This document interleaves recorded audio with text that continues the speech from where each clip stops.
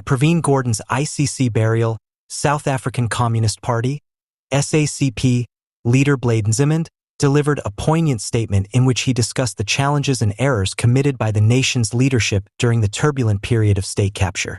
Please kindly subscribe to our YouTube channel, turn on the notification bell so as to get all our updates. In his address, Nzimande, a communist, humbly acknowledged that they had made mistakes, particularly in placing their faith in some leaders to lead the nation, a phrase widely interpreted to allude to former President Jacob Zuma. Nzimande expressed his regret for these decisions after taking into account how they made South Africa's difficulties during the state capture era worse. He emphasized that these choices had a significant influence on the social structure, economics, and administration of the country. His revelation reflected the sentiments of many South Africans who are still coping with the aftermath of that stormy period. At last, Nzimande turned to the former minister Pravin Gordhan, praising him for his valiant battle against corruption. His admiration for Gordhan's defiance in the face of intense pressure demonstrates his dedication to upholding the integrity of governmental institutions. During a difficult time for South Africa, Nzimande said that Gordhan served as a moral compass and an example of moral leadership. Nzimande continued by lauding Gordhan's strong commitment to fighting against state capture and his unshakable resolve in the face of corruption. He emphasized that future generations will draw inspiration from Gordhan's values of integrity, excellent administration, and service. Nzimande reassured Gordhan's family, friends, and colleagues that they would never forget the influence he had on South Africa's political landscape, even in the face of their immense loss. His valiant efforts in the battle against corruption would serve as a permanent monument to his character and values. Once more, the leadership of the Economic Freedom Fighters, EFF, voiced their displeasure at being left out of the projected government of national unity, GNU, in a recent political statement.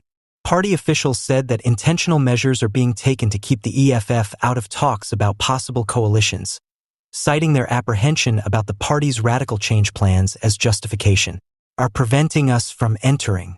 The EFF's detractors contend that their absence from GNU talks has more to do with the party's aggressive posture on national issues and governing style than it does with policy.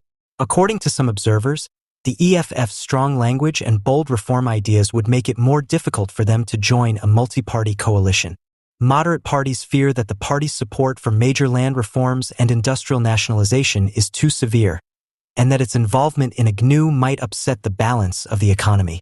The EFF, however, disputes these accusations as justifications for impeding their attempts to bring about real change. We are called radicals because we tell it like it is. They want to keep things the way they are, with the rich becoming richer and most South Africans living in poverty. The people are not fooled, despite their perception of our foolishness, the EFF leader said. The EFF is still committed to advocating for its inclusion in next national administrations or coalitions. We're not going to be quiet. Our expulsion from the GNU demonstrates how uneasy the establishment is about the EFF's strength and the change we support. The head of the party promised that they would not give up on the cause of the people. The EFF's absence from GNU deliberations raises important questions about the future of coalition politics and the influence of more radical parties on national issues as South Africa's political landscape changes. The EFF's growing support base and tenacity suggest that their demands for a place in the nation's power structures are far from done, notwithstanding their present exclusion from the discourse. The EFF is certain that they won't be ignored or easily silenced, even if it is unclear whether they will be able to overcome challenges and have a seat at the table in a future GNU. The Economic Freedom Fighters, EFF, distinguish themselves in the complex political party scene of South Africa by virtue of their distinctive leadership structure.